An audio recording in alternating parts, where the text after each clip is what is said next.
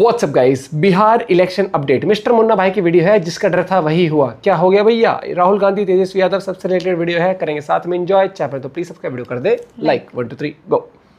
तेजस्वी साफ तौर पर कह रहे हैं कि उनका मानसिक संतुलन बिगड़ रहा है। उनका मानसिक संतुलन बिगड़ रहा है। अरे नहीं समझो, उसका मानसिक संतुलन बिगड़ने का मतलब तुम लोगों का मासिक वेतन बिगड़ जाएगा, उसका एस्टिमेट खराब हो जाएगा। कि राजा का बेटा राजा नहीं बनेगा। लोकतंत्र में वोट से तय होगा कि हमारा शासक कौन बनेगा, और यह जो लोकतंत्र है, यह लोकतंत्र ही भारत तो राहुल गांधी और तेजस्वी बात तो तेरी सही है केंजर बेटा, लेकिन हमें लगता है तुझे इसी बयान की वजह से उसमें चढ़ने नहीं दिया गया था कि वहाँ दोनों राजा के बेटे ही थे और राजा के बेटे ही राज करेंगे, ऐसी उनकी मानसिकता है। तुम लोग जब तक चमचागिरी करते रहोगे तब तक उनके पार्टी में रहोगे। मंच की तो बात ही दूर की, नहीं तो वहां से भी खदेड़ दिए जाओगे, जैसे यहाँ जूते मार के भगाए गए हो। दोनों चम्मच लेके पैदा हुए हैं, सोने का हाथ में, तुम कहाँ के खेत की मूली हो। बल तो ये जान लीजिए कि हम उस दिन बिहार के मतदाताओं के अधिकार की रक्षा के लिए सड़क पर उतरने के लिए आए थे, ट्रक पर चढ़ने के लिए नहीं। तो चढ़ क्यों रहे थे? जहां ट्रक पर चढ़ने और उतरने का सवाल है, ये मुद्दा नहीं है। क्यों नहीं? आप चढ़े थे कि नहीं चढ़े थे? नहीं, मतलब क्या जरूरी है ये बताइए। तो कोशिश कोई जरूरी तो नहीं। जरूरी है तो हो गई। बचवा, जरूरी है। आज तू बेइज्जत हो गया है तो तू अब बहाना मारना चालू कर दिया है। अरे एक बात याद रखो, कान खोलकर सुन लो कि सपा से अखिलेश यादव, आरजेडी से भटूरा और कांग्रेस से राहुल गांधी, इनके आगे जो आने की कोशिश करेगा उसको ऐसे ही खदेड़ दिया जाएगा, यूं कहें कि पेल दिया जाएगा, चच्चा हो या सगा भाई ही क्यों ना। आप गठबंधन की हालत नहीं देख रहे हैं? अपने ही नेताओं को धक्का दे के भगा रहे हैं वो लोग। कन्हैया कुमार एक तेज तर्रार युवा नेता है, उनको मंच पे नहीं चढ़ने दिया जा रहा है, धक्के मार के सिक्योरिटी वाले किनारे कर दे रहे हैं। पप्पू यादव कांग्रेस के समर्थन में हमेशा खड़े रहते हैं, उनको धक्का दे के किनारे कर दिया। हाँ, उसके साथ भी हुआ। तो आप बताइए क्या गठबंधन? अकेले लड़ेंगे। आप ये भी चुनाव लड़ेंगे बिहार में, और इनको समय से पता चल गया है कि भाई अकेले में ही फायदा है। राजा के लौंडों के साथ लड़ेंगे तो मिलकर गाली खानी पड़ेगी, और सबसे ज्यादा गाली हम लोगों को ही खानी पड़ेगी, क्योंकि राजा के बेटे तो नहीं मानेंगे कि नहीं हमारे वजह से चुनाव हार गए। वो कहेंगे ये जितने भी फालतू के हमने गठबंधन किए थे, ठगबंधन किए थे, उनकी वजह से हार गए, इसलिए ये अब अकेला गाली खाना चाहते हैं। ये वही लोग थे जो 2024 में वादे कसमें सब भाईचारा करते थे सोचो कि अगर जब ये तक हम जीत मोदी जाते जी को नहीं हरा देते तब तक हमारा हाथ एक दूसरे के हाथ से जुड़ा रहेगा, लेकिन उखाड़ कुछ नहीं पाए ये लोग। और आज तो कांग्रेसानंद महाराज भी कह रहे हैं कि तुम लोग नहीं हिला पाए हो। अब ये तो हम कैसे बता सकते हैं? टक्कर देने के लिए लोग आ रहे हैं और दे रहे हैं। अभी तक तो टस से मस नहीं कर पाए हैं। मोदी जी जहाँ खड़े हैं वहीं पे खड़े हैं, अभी तक उनको कहाँ हिला पाए। एक विपक्ष है, ट्वीट का खेल खेलते। भाई जाइए, 100 MLA है, लड़िए, ताकत दिखाइए, सड़क पर लाठी खाइए। घर में बैठ करके जब आप डिप्टी सीएम थे, अब कटिहार में नरसंहार हुआ था जादवों का, एक अपराधी को पकड़ने में आपको 6 महीना लग गया, और आप गए भी नहीं उस नरसंहार मनिहारी में। बारे बाप, हर दिन नरसंहार हो रहा। बक्सर में हुआ, आप ही के छपरा में, सीमान में हुआ, तो क्यों नहीं गए? सीमान राजपूत था इसलिए नहीं गए। नहीं तो क्या आप यादव क्या क्यों नहीं गए? गोलू मोलू पप्पू जी, अभी तो चुनाव के डेट भी नहीं अनाउंस हुए हैं, अभी से तुम लोग एक दूसरे के ऊपर जूता बजाना स्टार्ट कर दिए। सब्र कर लो, थोड़ा इंतजार कर लो, थोड़ा वक्त लीजिए। थोड़ा तो जूता और एक दूसरे को गाली करना ही है। वैसे ये सारी बातें पहले नहीं निकल रही थी, ये सब बातें उस दिन मंच से खदेड़े जाने के बाद ही निकली हैं। अच्छा, वो जो सिंदूर दिया जाएगा उसकी डिबिया पर तस्वीर किसकी छपी होगी? कहीं ऐसा तो नहीं कि यहाँ भी वही दिखेंगे? खलीफा भौजी, सिंदूर की डिब्बी पर किसका तस्वीर होता, किसका होगा, ये तो पता ही नहीं चला, लेकिन सैनिटरी पैड पर तुम्हारे भैया की तस्वीर जरूर निकल आई है। लेकिन यहाँ सवाल और कंफ्यूजन ये है कि खलीफा भौजी, हमने तो ना तुम्हें कभी सिंदूर में देखा और ना ही कभी। प्यारी समझ गई। क्या बिहार के तोर बाप बा, यूपी में तोर भतार बा, बंगाल में तोर यार बा। बंगाल के लिए क्यों नहीं बोलती हो? बंगाल के लिए बोलना चाहिए ना जी। और हर जगह जहाँ जहाँ बीजेपी का है वहीं बस उसको दिखता है कमियां। कहाँ से खबर आई?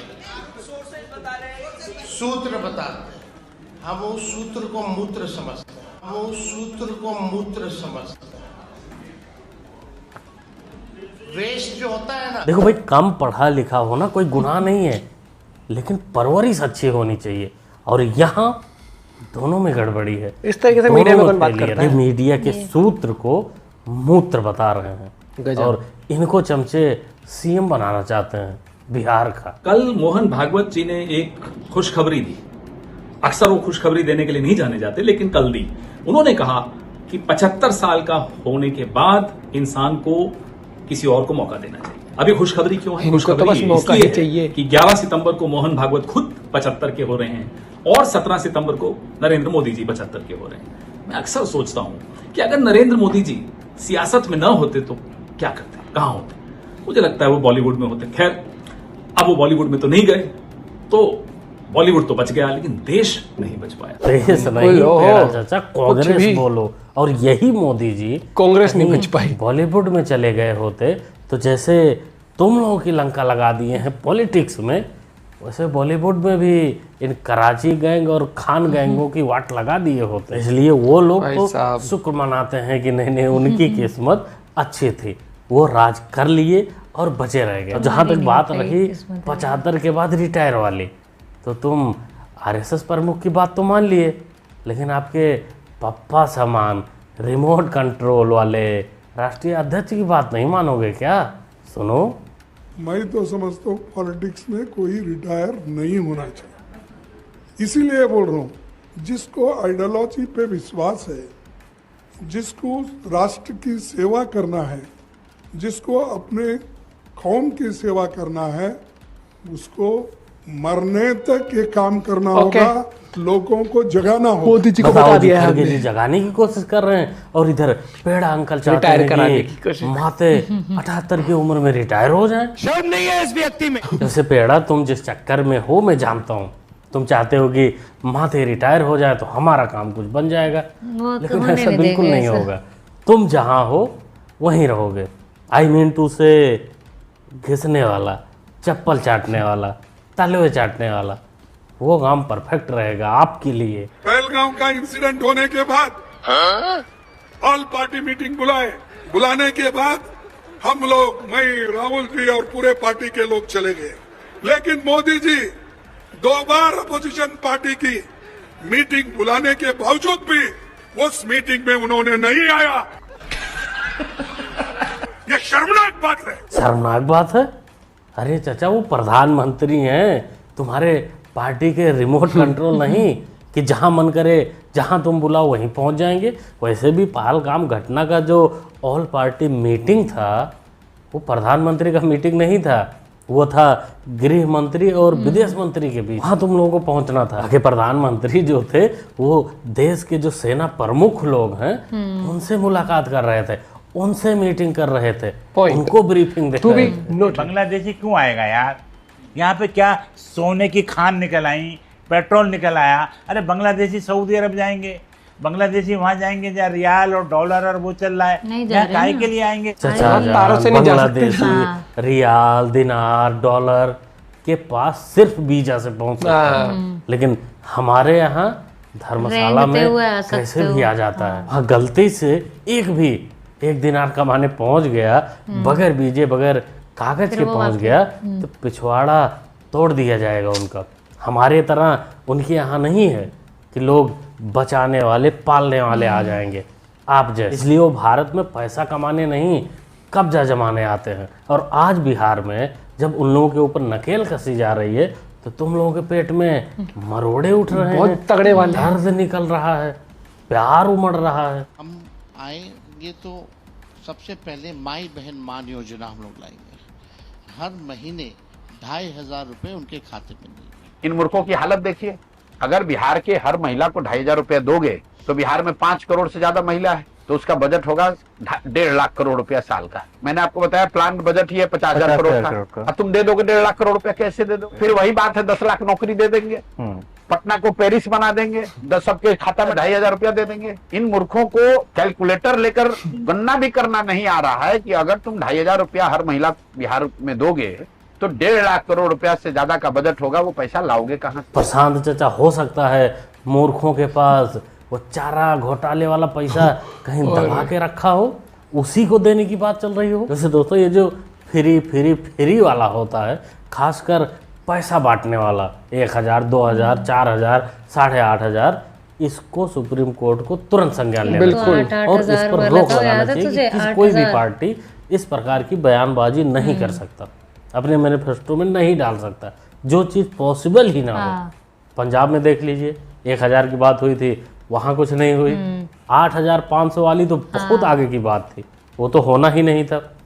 दिल्ली में 2,500, ये सब पॉसिबल नहीं होते हैं। इन सब के चक्कर में जो लोग नहीं समझ पाते, वो वोट देना कहीं और चाहते थे, दे कहीं और देते हैं। क्या सोचते हो दोस्तों, क्या कहना चाहते हो ये फ्री वाली स्कीम के बारे में?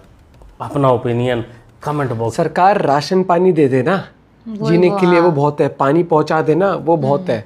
अगर आप इस तरीके से दोगे ना, तो आप ना बैठे बैठे एक उस चीज़ को आमंत्रण दे रहे हो कि लोगों को तो पैसा मिलेगा, ठीक है, औरतों को पैसा मिला, घर में पियक्कड़ पड़े हैं, लेंगे दारू की बोतल, उड़ा देंगे उस पैसे को, औरत दुखी वो दुखी, 2 वक्त की रोटी खाने के लिए सरकार राशन दे रही है, तो वो सोचें जैसे चल ही रहा है हाँ। भाई राशन दे दो, वो भी देख के किसको ज़रूरत है, ठीक है। उसके अलावा मेक देम एजुकेटेड, एजुकेशन पर फोकस करो, स्किलफुल बना लो उनको, जो स्किलफुल इंडिया वाला है, ठीक है।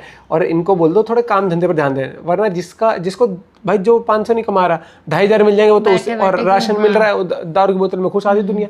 प्लीज़ प्लीज़ प्लीज़, ये स्कीम्स जो भी पार्टी लाती है, मैं तो बीजेपी को ही बोलता हूँ, मैं बिल्कुल अगेंस्ट हूँ इन स्कीम्स के, बिल्कुल। मतलब आपके पास बहुत ऑप्शन है कमाने के लिए, अगर आप निकलोगे तो।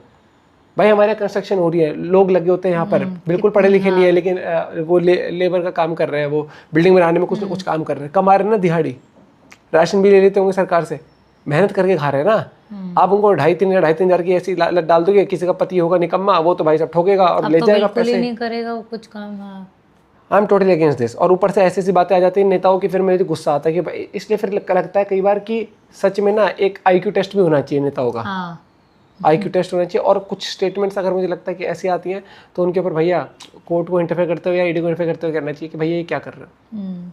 और जब इतनी एप्लीकेशन सब लोग फ़ोन में चलाने लग गए, यार एक एप्लीकेशन ईडी को भी डाल देनी चाहिए कि भैया वो उसमें वो होनी चाहिए चुनाव के टाइम की, उसमें भाई चलें वीडियोस, हर एक चीज़ हो, उसमें हर एक नेता के भाषण आए, फोटोज बनी हो हर एक नेता की, और उसी के अंदर क्लिक करो, उसके भाषण देखें, तो लोग अपने आप देख सकते हैं कौन क्या क्या ज्ञान दे रहा है, और फिर फैक्ट चेक भी हो कुछ ऐसा।